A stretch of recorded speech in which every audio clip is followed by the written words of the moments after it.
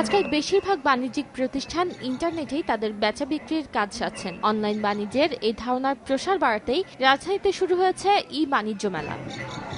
মেলার উদ্বোধনী অনুষ্ঠানে তরুণ উদ্যোক্তাদের জন্য মূল্য সংযোজন সেবা সহজ করা সহ তৃণমূল পর্যায়ে তথ্য যোগাযোগকে আরও দৃঢ় করার প্রতি জোর দেন আয়োজকরা। আমাদের যে কোটি কোটি তরুণ উদ্যোক্তা আছে তাদের হাতে ভ্যালু অ্যাডেড সার্ভিস মোবাইলের মাধ্যমে তারা যদি অ্যাপ্লিকেশন তৈরি করতে পারে সেই ব্যবস্থা করার জন্য অনুরোধ করব।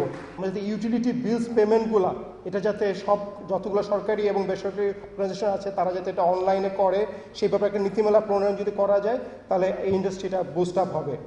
ডাক ও টেলিযোগাযোগ মন্ত্রী বলেছেন, প্রযুক্তির সর্বোচ্চ ব্যবহার নিশ্চিত করতে তার সরকার কাজ করে যাচ্ছে। 700-র বেশি সেবা প্রদানের কর্মসূচি হাতে নেওয়া হয়েছে। আমরা দেশের তরুণ প্রজন্মকে আইসিটির বিভিন্ন শাখায় দক্ষ করে প্রযুক্তিভিত্তিক মানব সম্পদে পরিণত করতে চাই।